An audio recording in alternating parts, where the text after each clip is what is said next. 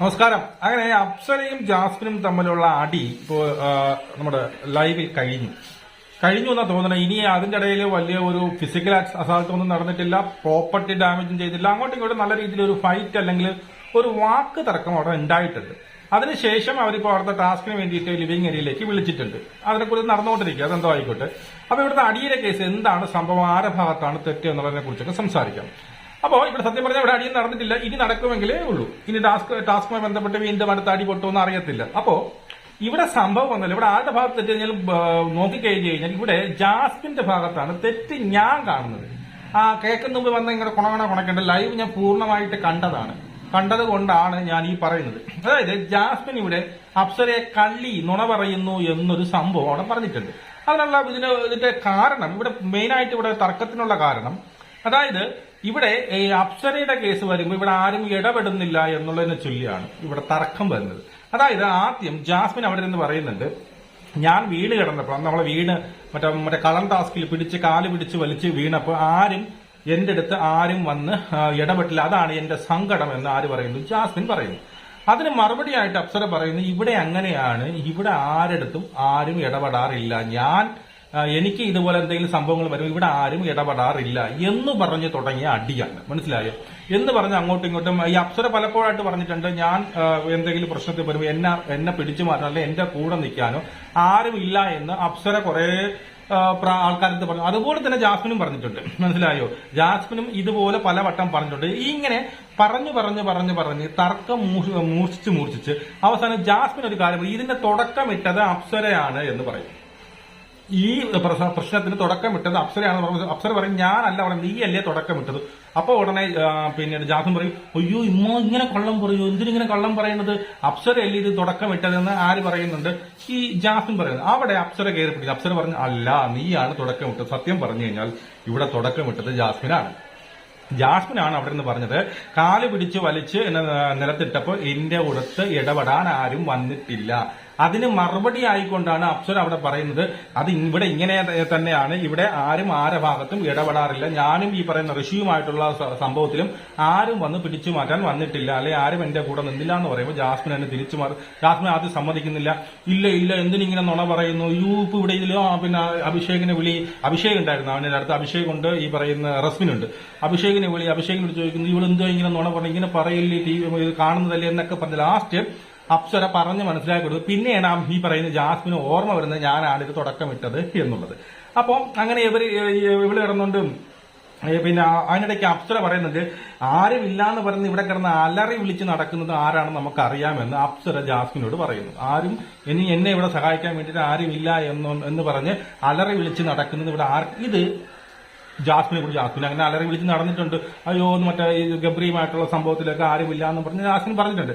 ഇത് ജാസ്മിന് കൊള്ളുന്നു. ജാസ്മിന് ഇവരെന്താ ഈ പറയുന്നത്, ഇവരെന്ന് പറഞ്ഞുകൊണ്ട് അവർ വിളിക്കുന്നത്. സത്യം പറഞ്ഞാൽ ഒരു നല്ല രീതിയിലൊരു ഫൈറ്റ് അവിടെ നടക്കുന്നുണ്ട്. അതിനെതിരെ ജാസ്മിൻ പറഞ്ഞ മറ്റൊരു കാര്യം, നിങ്ങൾ എന്തിനാണ് ഈ കിടന്ന് ഷോ ഓഫ് ചെയ്യണം, ആരെ കാണിക്കാനാണ്, ആളെ കാണിക്കാൻ വേണ്ടിയിട്ടെന്ന് നിങ്ങൾ കാണിക്കേണ്ട ആവശ്യമില്ല എന്ന് പറയുമ്പോൾ അവിടെ അപ്സര പറയുന്ന ഒരു കേസുണ്ട്, ശരിയാണ്, ഞാൻ ആളെ കാണിക്കാൻ വേണ്ടി തന്നെയാണ് ഞാൻ ഇവിടെ വന്നതല്ല അതിന് തന്നെയാണ്, അല്ലാന്നുണ്ടെങ്കിൽ എനിക്ക് വീട്ടിൽ ഇരുന്നാൽ പോലെ എന്ന് അപ്സര തിരിച്ചു ചോദിക്കുന്നുണ്ട്. അതിൽ സത്യം പറഞ്ഞാൽ ജാസ്മിന്റെ വാ അടയുന്നുണ്ട്.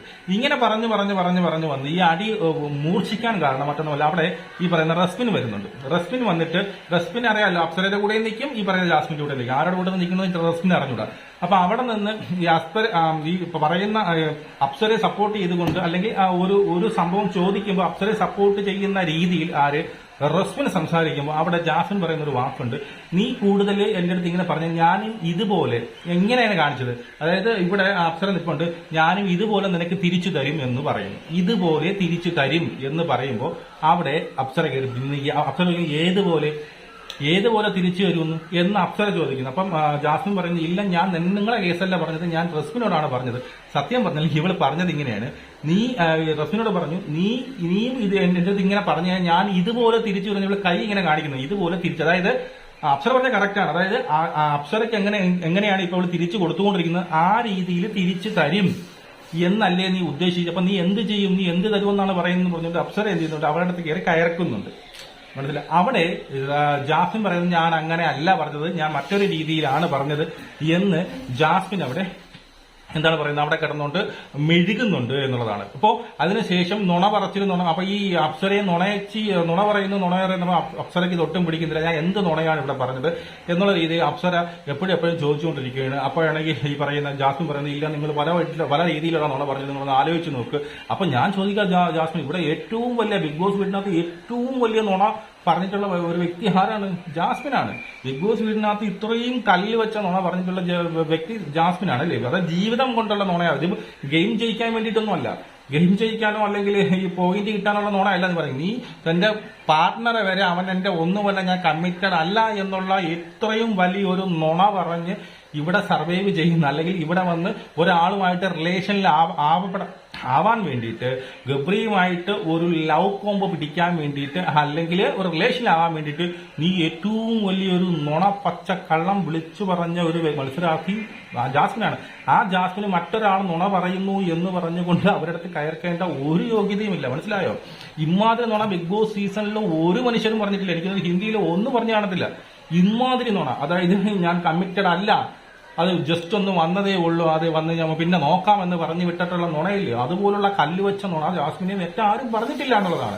അപ്പൊ ആ ലെവലിൽ ജാസ്മിൻ കിടന്ന് ചാടേണ്ട ആവശ്യമില്ല. ഇവിടെ ഏറ്റവും വലിയ നുണ പറഞ്ഞ ജാസ്മിൻ തന്നെയാണ്. അപ്പോൾ ഈ അപ്സരയെ ഇത്രയും വലിയ നുണയാണ് നീ പറഞ്ഞത് എന്ന് പറഞ്ഞപ്പോൾ അവിടെ എന്ത് ചെയ്യുന്നു, അപ്സരയ്ക്ക് അത് പിടിക്കുന്നില്ല. അങ്ങനെ അങ്ങോട്ടും ഇങ്ങോട്ടും നല്ല രീതിയിൽ പിന്നെ എനിക്ക് ഇവിടെ ഇരിക്കണം, നീ ആരുടെയും മറ്റേളം മറിച്ചേളം, നീ പോയി അഭിനയിക്കടി എന്നൊക്കെ പറഞ്ഞുകൊണ്ട് ഒരുപാട് ഇവര് തമ്മിൽ അങ്ങോട്ടും ഇങ്ങോട്ടും വാക്ക് തർക്കം ഉണ്ടാവുന്ന. അതിന്റെ ഇടയിൽ പിന്നീട് ആര് വരുന്നുണ്ട്, നമ്മുടെ ക്യാപ്റ്റനായ നന്ദന കയറി വരുന്നുണ്ട്, പിന്നെ റസ്മിൻ വരുന്നുണ്ട്. അങ്ങനെ കുറെ എണ്ണം ഇതിനകത്ത് കുറെ എണ്ണൊക്കെ കാഴ്ചക്കാരായിട്ട് ഇങ്ങനെ നോക്കിക്കൊണ്ടിരിക്കുന്നുണ്ട്. അപ്പൊ അപ്സര ഒരു തരത്തിലും വിട്ടുകൊടുത്ത് അപ്സര പറയുന്നത് ശരിയാണ്, നിന്റെ അത്ര പിന്നീട് ജാസ്മിൻ പറയുന്നത് നിങ്ങളിവിടെ നടക്കുന്ന പല കാര്യങ്ങളും നിങ്ങളിപ്പോ അറിയുന്നില്ല എന്ന് പറയുമ്പോൾ അപ്സര പറയുന്നത് ശരിയാണ്, ഞാനൊന്നും അറിയുന്നില്ല, നീ അറിയുന്നുണ്ട് ഇവിടെ നടക്കുന്ന കാര്യങ്ങളെല്ലാം, നീ അറിയുന്നുണ്ടോ? ഇല്ലല്ലോ. അതുകൊണ്ട് എന്നിട്ട് അവസാനം പിന്നെ അപ്സര പറയുന്നത് ശരിയാണ്, നിന്റെ അത്ര പിന്നെ കഴിവോ ഇതൊന്നും എനിക്കറിയാം, എനിക്ക് ഇത്രേ അറിയാവൂ, ഞാൻ ഇവിടെ അഭിനയിച്ചാണ് നിൽക്കുന്നത്, ഞാൻ നുണ പറയും, ഞാൻ ചിലപ്പോൾ കള്ളം പറയും, ഞാൻ ചിലപ്പോൾ ടാസ്കിന് വേണ്ടി അത് ചെയ്യും, ഞാൻ ഇങ്ങനെയാണ്, നീ മാത്രം ഇവിടെ പെർഫെക്റ്റ് ആണ്, നീ കള്ളം പറയാറില്ല, നീ നുണ പറയാറില്ല, നീ ടാസ്കിന് വേണ്ടി അത് ചെയ്യാറില്ല, ഒക്കെ നീ വളരെ പെർഫെക്റ്റ് ആണ് എന്ന് പറഞ്ഞുകൊണ്ട് എന്ത് ചെയ്യുന്നുണ്ട്, അപ്സര തിരിച്ചടിക്കുന്നുണ്ട്. അപ്പോൾ ഈ അടിയിൽ ഈ പറയുന്ന പ്രശ്നത്തിൽ നമ്മൾ മൊത്തത്തിൽ നോക്കിക്കഴിഞ്ഞാൽ ഇവിടെ ന്യായം ആരുടെ ഭാഗത്തെന്ന് ചോദിച്ചു കഴിഞ്ഞാൽ ഇവിടെ പിന്നെ ഈ പറഞ്ഞ അപ്സരയുടെ ഭാഗത്താണ് ന്യായമെന്ന് എനിക്ക് തോന്നുന്നത്. കാരണം ഇതിന് അടി തുടക്കമിട്ടത് പിന്നീട് ജാസ്മിനാണ് ഈ ഒരു വിഷയം എടുത്തിട്ടത്. അവസാനം ജാസ്മിൻ അത് സമ്മതിക്കുന്നില്ല. അതുമല്ല, അപ്സരയാണ് ഈ ഒരു വിഷയം എടുത്തിട്ടത് എന്ന് പറഞ്ഞുകൊണ്ട് അപ്സരയെ കള്ളിയായിട്ട് ചിത്രീകരിക്കുന്നുണ്ട്. നീ നുണച്ചയാണ്, നീയാണ് നുണ പറഞ്ഞു, അയ്യോ ഇതെന്തൊരു ഇപ്പം പറഞ്ഞേ ഉള്ളൂ പിന്നെ എന്നൊക്കെ പറഞ്ഞുകൊണ്ട് നമ്മുടെ അഭിഷേകിനെ വിളിക്കുന്ന എല്ലാവരെയും വിളിച്ചുകൊണ്ട് ഇത് കൺവിൻസ് ചെയ്യാൻ വേണ്ടിയിട്ട് ശ്രമിക്കുന്നുണ്ട്. അപ്പോൾ ഈ ഒരു കേസ് തുടക്കമിട്ടതും ഈ ഒരു ലെവൽ, ഈ രണ്ടുപേരും ഇത് പറയുന്നുണ്ടോ എന്നുള്ളത് സത്യം തന്നെയാണ്. ഈ അപ്സരയും പലയിടത്തുമായിട്ട് പോയി പറയുന്നുണ്ട്, ഞാൻ അടി നിൽക്കുമ്പോൾ കൂടെ ആരും വരുന്നില്ല. പക്ഷെ അതൊക്കെ അപ്സരയുടെ തോന്നൽ മാത്രമാണ്. അവരൊക്കെ വരുന്നുണ്ട്, സംസാരിക്കുന്നുണ്ട്, ഒക്കെ ചെയ്യുന്നുണ്ട്.